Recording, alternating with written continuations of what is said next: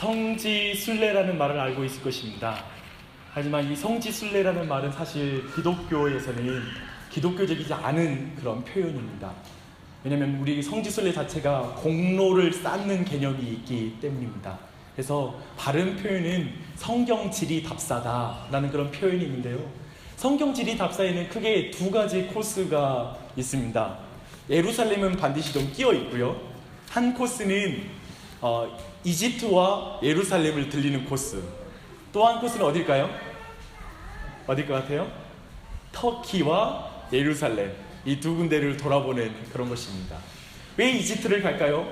이집트를 가는 이유는 이제 출애굽의 배경, 구약에서 가장 구원의 사격으로 그 사건으로 가장 큰 사건인 이 출애굽 사건의 배경이 되기 때문에 그곳을 직접 방문하는 데 의미가 있을 것이고요. 또한 터키를 가는 이유는 터키에는 이제 바울의 선교의 여정들이 곳곳에 남아있기 때문입니다. 특별히 우리가 지금 말씀을 살펴보고 있는 소아시아의 7교회의 흔적들이 아직도 남아 있습니다. 저는 근데 이제 성지순례도 아직 성지순례라고 입에 나오죠. 너무 붙어 있어서. 성경지리답사, 성지답사를 다녀온 사람들에게 아주 자주 듣는 간증이 있었습니다. 그래서 특별히 터키 지역을 돌아본 사람들이요. 네, 어떤 간증이냐면 이제는 교회 터만 남은 소아시아의 교회를 볼 때 만감이 교차했다, 이런 그런 설명이었습니다. 저도 우리 교회 성도들과 함께 꼭 한번 가보고 싶은데요. 이 성지답사를 가고 싶은데 그런 기회를 주실 줄 믿습니다. 근데 이렇게 소아시아 땅에 가보면 아직 이제 예전에는 그렇게 융성하고 성경에 기록됐던 성경이 이제 흔적만 남아있는 걸 보게 됩니다. 저는 이 지점에서 역사를 통해서 우리가 배울 수 있는 한 가지 중요한 교훈이 있다고 생각합니다. 그것은 뭐냐면 그리스도의 우주적 교회는 영원합니다.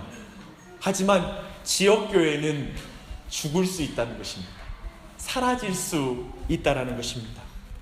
제가 일면식이 있는 유명한 분이 한 분 계십니다. 그분은 한국교회에 지난 10수년 동안 찬양 사역으로 영향력을 주었던 마커스라는 그런 사역팀에 특별히 말씀으로 봉사하고 계시는 김남국 목사님이라는 분이십니다. 그분 만나서 한 번 만나서 농담 좀 하고 그랬던 기억이 납니다. 근데 그 마커스라는 찬양팀은 지난 10여 년 동안 한국교회의 가장 영향력이 큰 찬양 사역팀이었습니다. 근데 그 사역이 왕성할 때 그 목사님과 그 찬양팀이 모여서 나눈 이야기를 제가 전해들은 기억이 있습니다. 그 내용은 이렇습니다. 우리는 계속해서 한국교회에서 가장 영향력 있는 예배 사역을 하지 못할 것이다. 우리 사역도 한때다. 한 시기에 하나님이 우리를 써주실 때 우리 제대로 사역하고 물러나자, 이런 말을 했다고 합니다. 참 사역이 왕성할 때 이런 말을 하기는 쉽지 않은 것 같은데 아마도 그 목사님은, 김남구 목사님은 교회가 하나의 운동이 영원히 지속될 수 없다는 걸 잘 알고 있는 것 같습니다. 특별히 기독교 역사상 1세대 때 큰 부흥을 경험했던 교회나 운동이 2세대까지 건강하게 이어진 경우는 거의 없었습니다. 그런 것을 볼 때도 이 말은 타당한 말일 것입니다. 사랑하는 여러분, 지금은 예배소 교회는 없습니다. 그리고 칭찬만 받았던 서머나 교회도, 빌라델비아 교회도 지금은 사라지고 교회 터만 남아 있습니다. 버가모 교회도, 두아디라 교회도 지금은 남아있지 않습니다. 그런데요, 그 교회들이 전한 복음과 그 교회들이 세운 교회에 의해서 지금도 전 세계 가운데, 교회 가운데 복음이 있고요, 전 세계에 수없이 많은 교회가 있습니다. 그래서 예배소 교회의 DNA는 지금도 남아 있습니다. 아멘, 믿으십니까? 그런 의미에서 교회는 죽지 않고 영원히 살아 있습니다. 지금은 흔적만 남아있는 교회가 전한 복음은 나주혁신 장로교회에도 남아 있습니다. 믿으십니까? 별로 안 믿으셔가지고 얼굴이. 사랑하는 여러분, 저희 교회가 이 시대를 담당하는 교회가 되었으면 좋겠습니다. 우리에게 허락된 책임, 이 지역을 담당하는 교회가 되었으면 좋겠습니다. 사랑하는 성도님들, 우리는 어쩌면 이제 2주년을 맞고 그리고 이달의 설립 예배를 준비하면서 어쩌면 우리는 가장 큰 교회가 되는 것보다 이 지역에서 가장 영향력 있는 교회, 어떤 유명한 교회가 되는 것보다 복음을 살고 드러내는 교회가 되기를 힘쓰는 교회가 되었으면 좋겠습니다. 예배소 교회가 원래 가졌던 복음 DNA 말입니다. 그 DNA를 가진 성도들이 모인 교회. 하나님이 쓰실 때 어쩌면 한 시대에 쓰임받고 우리 교회가 사라질 수 있을 것입니다. 괜찮지요. 근데 최소한 지금 우리가 같이 모여서 이 설교를 듣는 우리 회중 함께 그 교회를 이루고 우리 시대의 사명을 감당하고 우리가 정말 주님 앞에 칭찬받고 충성된 종이라고 칭찬받는 우리가 되었으면 좋겠습니다. 그런 의미에서 교회 2주년을 맞고 또 설립 예배를 맞는 이 6월에 이 계시록을 묵상하게 되었고 또 소아시아의 7교회를 통하여 우리가 지난 교회의 삶을 돌아보고 또 앞으로의 교회를 소망할 수 있다는 게 얼마나 특별한 은혜인지 모르겠습니다. 오늘 우리가 함께 보고 싶은 교회는 두아디라 교회입니다. 두아디라 교회를 통해 우리를 보고 과거를 보고 또 미래를 바라보는 시간이 되었으면 좋겠습니다. 또 그것을 통해서 여러분의 신앙을 돌아보고 또 앞으로의 신앙을 바라보는 그런 은혜가 있기를 바랍니다. 특별히 이 두아디라 교회는요, 예배소 교회, 이 말씀, 계시록 말씀에 처음으로 이제 책망과 칭찬을 하는 예배소 교회와 굉장히 대조를 이루고 있는 걸 보게 됩니다. 예배소 교회는 있잖아요, 교리적으로 굉장히 탄탄한 교회였습니다. 그런데 처음 행위를 잃어버렸다라는 책망을 듣게 됩니다. 쉽게 말하면 에베소 교회에서는 교회는 앞에서 누가 다른 강사 목사님이 오거나 누가 가르치면 그 내용이 옳은지 틀린지 분별하고 심지어 이단이 몰래 침투해도 신천지가 몰래 들어와도 그 사람을 분명히 분별해서 그 교회에서 이렇게 밀어내는 그 정도로 교리가 탁월하고 신학적인 체계가 잘 갖춘 그런 교회였습니다. 분별력은 좋았던 것이죠. 하지만 사랑을 베풀지는 못했던 것으로 보입니다. 참 아쉽죠? 문제는 정말 이 사람들은 어떤 문제에 대한 그 본질은 잘 파악하고 빠르고 예리하게 그에 대해서는 분석할 수 있는 능력이 있었지만 다른 사람을 기다려주고 그 문제를 해결할 수 있도록 기회를 주는 것은 약한 교회였습니다. 옳고 그름에는 민감하지만 넉넉하지는 못한 교회, 그게 예배소 교회였습니다. 그런데요, 성경에 보니까 예배소 교회가 처음부터 그랬을까요? 아니요. 처음에는 행위가 있었습니다. 사랑이 있었다라고 말하고 있습니다. 그래서 예수님은 너희가 어디에서 떨어졌는지를 잘 분별하여 생각하고 그것을 찾아서 다시 회복하라라고 이렇게 말씀하고 계십니다. 사랑하는 여러분, 저는요 이제 신학도 하고 교회 목회를 하면서 참 성경에 대한 지식도 많아지고 성경 신학 연수도 이렇게 늘어가고 있잖아요. 근데 참 당혹스러운 게 있습니다. 내 안에 하나님 사랑과 이웃 사랑은 내 안에 없을 수 있다는 것, 그것은 내 안에 참 없다라는 것을 볼 때 참 당혹스럽습니다. 어쩌면 우리 안에는 하나님, 다른 사람을 사랑하고 그리고 하나님을 사랑하는 그 마음에 있어서는 자라나지 않는 영적인 중병에 걸릴 수 있는 것입니다. 주 안에서 사랑하는 여러분, 여러분이 예전보다 어쩌면 성경 지식은 많을 수 있습니다. 지적인 체계는 갖췄지만 교회를 세우는 구체적인 삶이 없을 수 있습니다. 다른 사람을 세워주고 다른 사람을 일으켜주는 행동은 없는 신앙일 수 있습니다. 한번 돌아보십시오. 그리고 어디서 떨어졌는지를 한번 생각해 보십시오. 그게 아마 예배소 교회를 통해서 우리를 볼 수 있는 중요한 말씀일 것입니다. 그래서 이렇게 기도하는 거죠. 하나님, 내가 어디서 떨어졌는지를 알려주십시오. 그리고 생각하십시오. 그리고 처음의 행위를 회복케 하시는 하나님의 은혜를 여러분이 경험하시길 바랍니다. 우리 이렇게 예배소 교회의 문제를 볼 수 있습니다. 네, 그와 정반대로 있잖아요. 이 두아디라 교회는 굉장히 칭찬을 받는데요, 처음 행위를 잃어버렸던 예배소 교회에게 많이 공감하시는 분이 있다면, 특별히 지금 이 자리에 나의 신앙 예전엔 이러지 않았는데 예전에는 내 마음이 이렇지 않았는데 라고 자신을 돌아보는 사람들은 아마도 이 두아디라 교회에게 칭찬하는 이 내용을 보면 깜짝 놀라실 것입니다. 뭐냐면 19절 말씀 한번 봐보세요.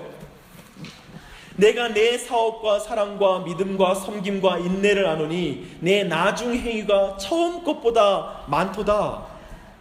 처음보다 나중의 행위가 더 많다라는 칭찬을 받고 있습니다. 여러분, 이런 칭찬은 정말 받기 힘든 칭찬이에요. 그렇지 않아요? 우리 잘 생각해보면 처음에는 뜨겁게 시작하지만 나중에는 식어진 경우를 많이 경험한다고요. 처음에는 하나님을 향하여 열심히 많이 있었고 학생회 때 우리 열심히 활동 안 해봤던 사람 이 자리에 많지 않잖아요. 한때 대학생 때 하나님을 위해서 성경 막 일독하겠다고 일주일 내내 막 성경 붙들고 있지 않았던 사람이 이 자리에 없잖아요. 순간적으로 전데요 뭐 있었는데요 이런 분도 계시겠죠. 근데 여하튼 우리 안에 한때는 정말 신앙에 대해서 열심 가지고 막 그랬다고요. 그런데 어느새 우리가 식어지고 우리가 그 안에서 막 선교에 대한 열정이 불타올랐지만 계속 지속됐던 사람을 만나기 힘들고요.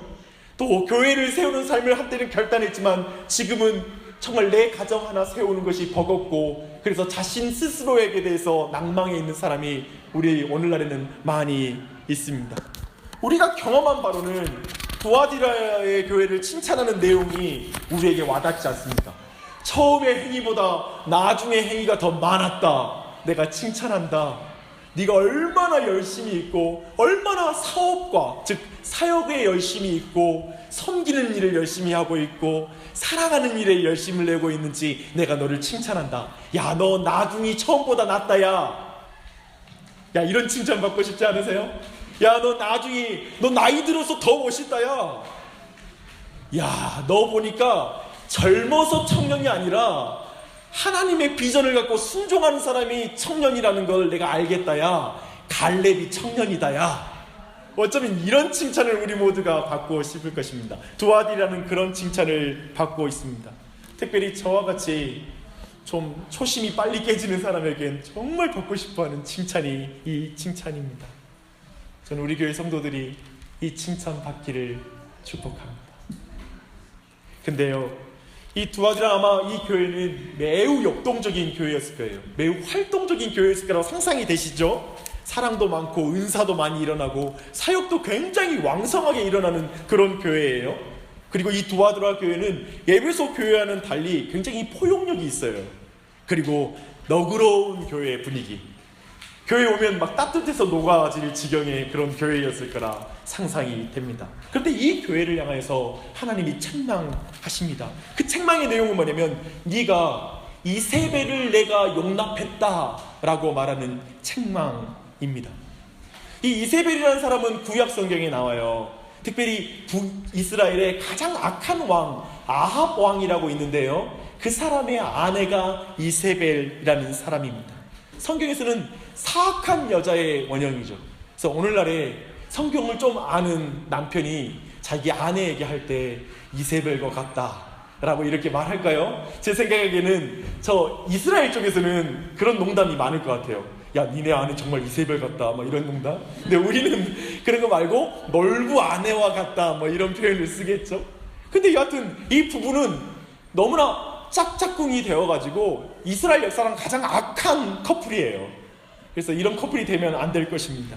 근데 여기서 이 이세벨은 당시에 두아디라 교회에게 거짓된 가르침을 베푸는 여자 선지자가 실제로 있었다라고 해석하는 그런 해석이 있고요. 그리고 많은 성경학자들이 그걸 지지합니다. 이 이세벨은 특별히 이 요한계시록에 나중에 나타나는 게 뭐냐면 바벨론의 음녀라는 말이 있어요. 근데 그 여인은 교회를 유혹해서 죄 가운데 빠뜨리는 그런 음녀이거든요. 그와 동일한 인물이기도 합니다. 근데 이 이세벨은 여하튼 교회로 하여금 행음하게 하고 교회로 하여금 타락하게 하고 우상의 재물을 먹게 하는 원인이 되는 사람이다 라고 이해하면 되시겠습니다. 근데 이 이세벨의 교훈은 뭘까요? 이세벨이 하고 있는 교훈은 뭐냐면 적당히 세상과 타협해라. 적당히 쾌락을 즐기고 사치를 즐겨도 돼.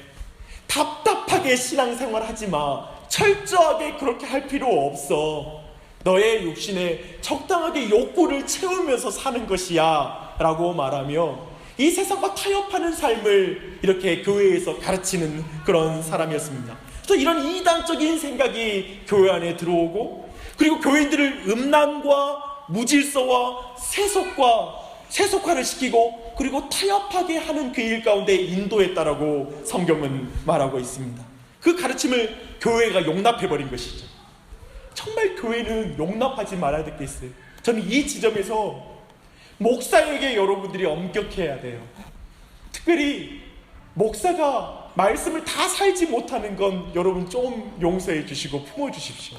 근데 목사가 엄격하게 진리를 가르치지 않는 거에 대해서는 여러분 스스로가 제어를 해야 돼요. 오늘날 많은 그리스도인들은 이렇게 말해요. 내가 살지 못하니까 목사님 어려운 말씀 하지 마십시오. 그러면 안 돼요. 그러면 여러분들이 회복할 가능성마저 잘라내는 거예요. 내가 못 살더라도 목사는 바른 말 해야 되고, 내가 못 살더라도 목사님은 책망하는 말 해야 됩니다 라고 말해야 돼요. 감사하게도 저는 교회 개척 이후부터 늘 우리 회중들에게 그런 압박을 받고 있습니다. 목사님, 말씀 겁먹지 말고 제대로 전하세요. 눈치 보지 마시고 전하세요. 이런 말씀을 때때마다 성도들이 와서 말해줍니다. 감사합니다.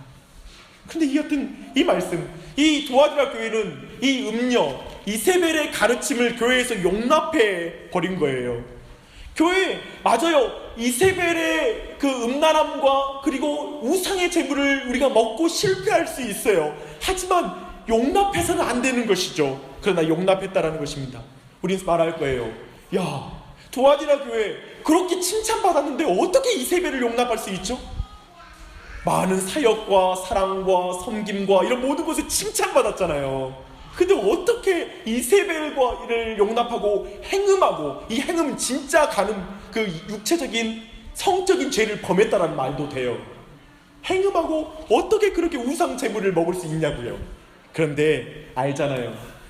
실제로 그런 일이 우리 삶에도 일어나요. 목사한테도 일어나더라고요. 그런 면에서 우리가 경계해야 될 거예요. 아마도 이 교회는, 이 도아디라 교회는 이렇게 말한 거예요. 포용과 용납이라는 말로 이걸 넘어갔을 것입니다. 덮어주는 것이에요. 교회 안에서 너무 철저하고 엄격한 진리의 잣대를 내려놓읍시다. 우리 다 죄인인데 그냥 넘어가주면 안 됩니까? 라고 교회에서 이렇게 말하는 것입니다. 진리를 말하지 않는 사람, 이것이 교회를 주도하는 정신인 거예요. 여러분, 이걸 기억하십시오. 오늘날 시대의 교회를 주도하는 정신, 어느 한 지역교회가 그러니까 진리를 말하는 사랑이 주도하는 게 아니라 진리 없는 사랑을 주장하는 교회, 그 정신이 주도해버리면 교회는 부패하고 썩습니다. 굉장히 위험합니다. 관대함은, 여러분 기억하십시오. 진리를 말하는 사랑은 관대함입니다. 하지만 진리를 말하지 않는 사랑은 타협입니다. 우리 모두 그걸 분명히 기억해야 될 것입니다. 근데요, 오늘날 어쩌면 우리가 이세벨의 교훈을 용납하는 아마 한국교회의 많은 모습들을 우리가 경험하고 있는 것 같습니다. 사랑하는 여러분, 거대한 것을 추구하는 것, 거대한 크기를 추구하는 것은 바벨론의 정신입니다. 거대한 빌딩과 규모를 추구하는 것은 이세벨의 교훈을 따르는 것입니다. 어쩌면 거대한 빌딩이, 오늘날에 보면은 정말 많은 한국교회가 어쩌면 거대한 빌딩과 그리고 굉장히 많은 숫자의 성도들을 추구해 나갈 수 있잖아요. 그러나 그것은 분명히 기억할 것은, 그것이 이 세상의 정신에 닿아 있다는 사실을 늘 잊어서는 안 되고 경계해야 될 것입니다. 대형교회를 될 수는 없다는 말이 아니고, 큰 건물을 가질 수 없다는 말이 아니라 그것이 늘 위험 가운데 노출되어 있다는 것을 말씀드리는 것입니다. 그런 면에서 이제 곧 한국교회는 교회의 거대한 빌딩이 이단에게 팔리는 것을 보게 될 것입니다. 그리고 이단에게 이 교회가 팔릴 때 많은 사람들이 이렇게 말할 거예요. 많은 사람이 이렇게 말하는 거죠. 아, 기독교 한국교회가 이제 기울고 있어. 한국교회에 소망이 없어. 이렇게 우리 기독교가 정말 침체하고 있어 라고 말할 수 있을 것입니다. 그러나 저는 그렇게 생각하지 않습니다. 어쩌면 우리는 본질로 돌이켜야 될 신호를 받고 있을 뿐입니다. 그렇게 이해할 수 있겠죠. 우리는 전 세계 교회 중에 어처럼 이처럼 많은 기도 모임과 많은 사역과 제자 훈련과 은사 집회와 봉사를 하는 그런 교회는 많지 않을 것입니다. 그러나 이토록 이기적이고 탐욕적이고 공격적이고 무례할 수 있는가에 대한 질문 앞에 우리는 서 있는 것 같습니다. 아침에 기도하고 하루 종일 자기 마음대로 더 담대하게 사는 것을 우리는 지켜보고 있습니다.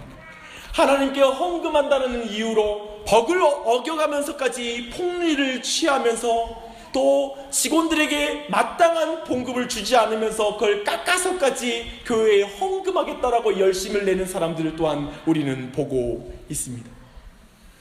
우리 한국교회는 때마다 한국교회의 순교의 역사를 자랑하면서 고난의 간증을 하면서 자신 안의 탐욕과 사치 속에 취해 있는 것을 우리는 많이 보게 됩니다. 1만 5천 명의 선교사를 파송했다고 말하지만, 선교사 몇 명을 후원하고 있다고 자랑하지만, 선교지의 긴장감과 그 순교의 각오와 그리고 희생의 정신은, 십자가의 정신은 사라져버린 교회의 모습을 볼 때가 많이 있습니다. 제가 지금 말씀드리는 건 두아디라의 교회의 모습은 상상외로 한국 교회 안에도 많이 들어와 있다라는 것입니다. 우리나라는 어쩌면 그렇잖아요. 정말 사업과 사랑과 믿음과 섬김에 진짜 열심히 있는 것 같아요. 한국인의 매우 기질적인 측면인 것 같습니다. 그리고 한국인들은 어떠한 성취를 취했을 때, 어떤 결과만 만들어낸다면 모든 것을 합리화시키는 그 경향성들이 강한 것 같습니다.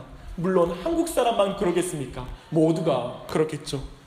근데 그런 결과만 가져오면 음행을 행하고 사치와 쾌락을 즐겨도 그것을 합당한 보상이라고 생각하는 경향성이 많은 것 같습니다. 너무나 큰 사역을 이뤘고 교회를 이룬 목회자가 성적으로 타락해도, 그리고 어떤 명백하게 법적으로도, 그리고 검찰의 어떤 결과로도 수백억을 횡령을 해도 전혀 눈 하나 깜짝하지 않고 그거에 대해서 그건 죄라고 회개해야 된다고 말하는 것을 말하지 못하는 분위기가 이처럼 강할 수가 있겠습니까?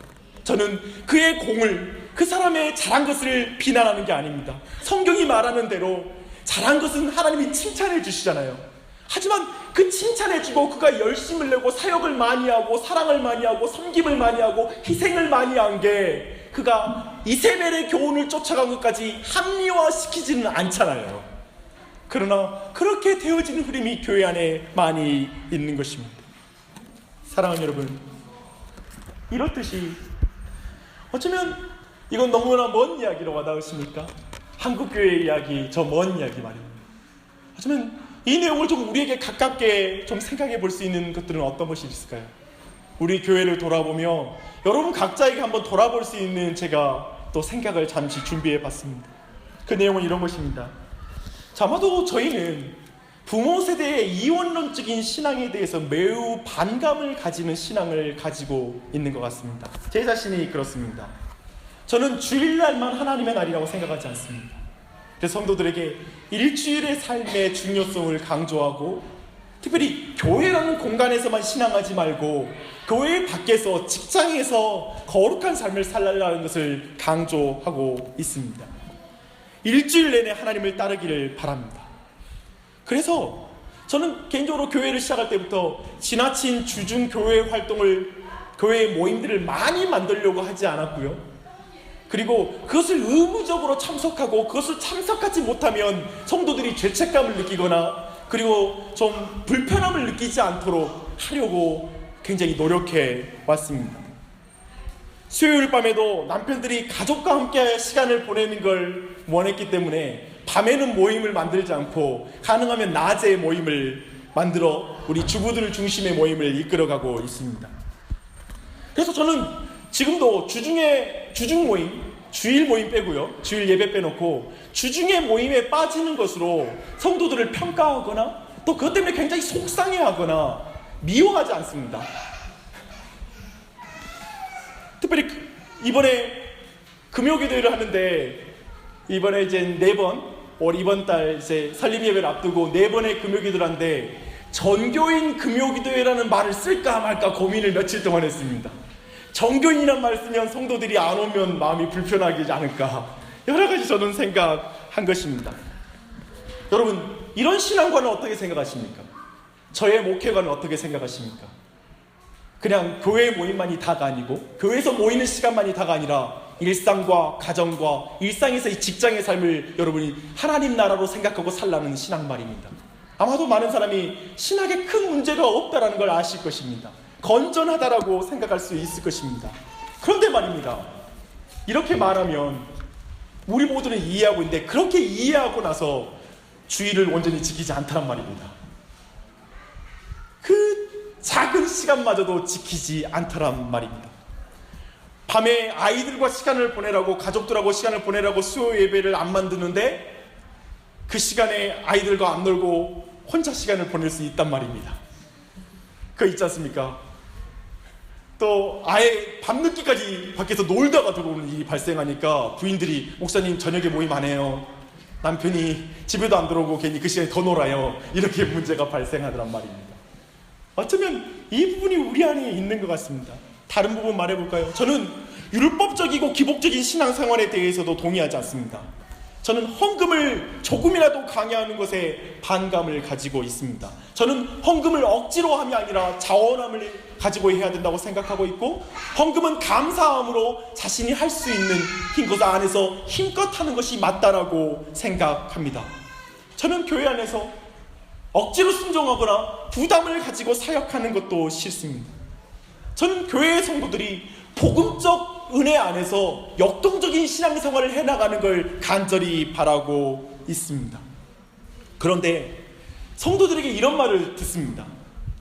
목사님, 예전 교회에서는 율법적으로라도 기복적으로라도 교회 생활 열심히 하고 헌금 생활 조금이라도 했는데 여기에서는 자유롭기는 한데 더 나태해지는 것 같습니다.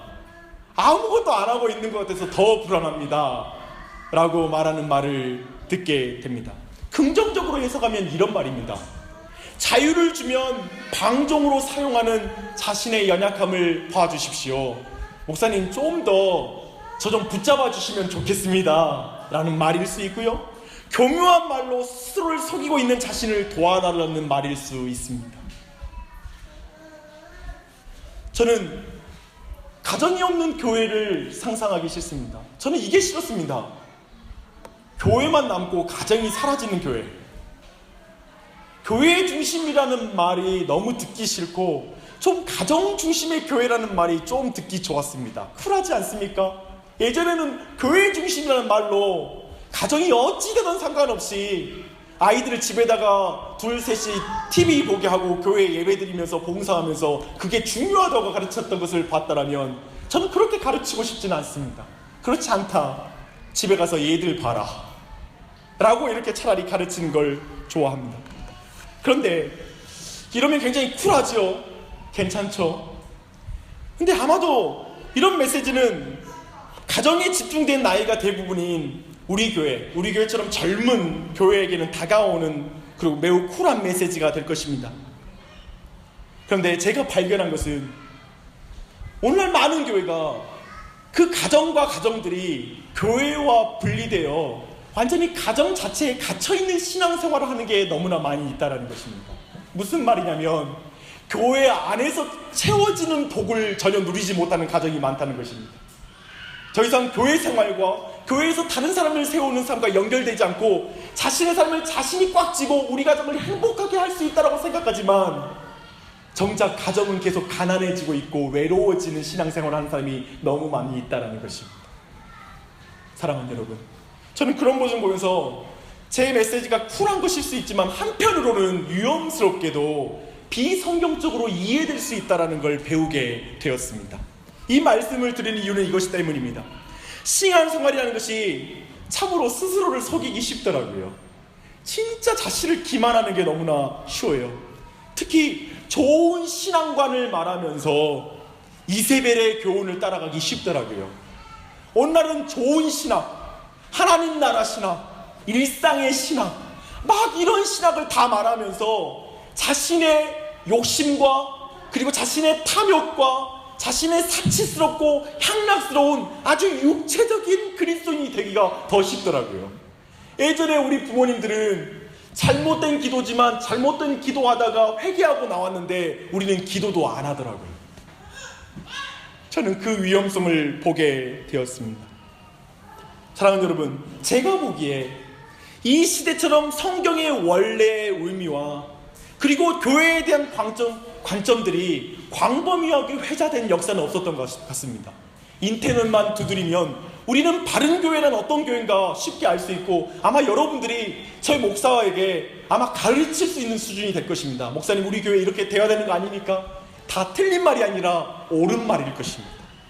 그런데요, 교회는 이래야 되고 기독교 신앙은 이래야 된다고 다 정리할 수 있는 시대가 되었지만 꼭 기억하십시오. 근데 이세벨은 이길 수가 없더라고요. 교회를 잘 알고 복음도 잘한다고 말하는데 이세벨을 못 이기는 거예요.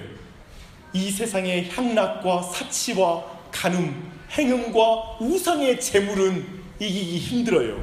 너무 교묘하게 우리 안에 들어와 있습니다. 그래서 그 교묘함을 24절은 이렇게 표현하고 있습니다.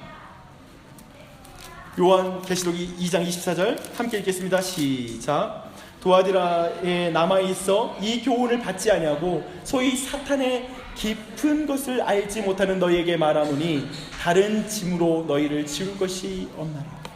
지금 이스라엘 그 두아디라 교회는 사탄의 깊은 것을 알지 못한다라는 거예요. 사탄이 우리를 아주 속입니다. 너무 깊이 있어서 우리가 우리 생각이 속게 만들 정도로 사탄은 우리를 속이고 있습니다. 기억하십시오. 사탄의 깊은 것. 우리는 교회는 그렇게 사업을 많이 하는데 어떻게 이세벨을 용납할 수 있는가라고 물어보지만 기억하십시오. 사랑하자는 말로 넘어갑니다. 적당히 이해하자는 말로 넘어갑니다. 자유함은 있으나 치열함은 없고 관대함은 있으나 철저함이 없는 시대입니다. 타협은 관대함이 아닙니다. 방종은 자유함이 될 수 없습니다. 무엇이 둘을 가를까요? 진리가 없는 사랑은 타협이고 진리가 있는 사랑은 관대함입니다.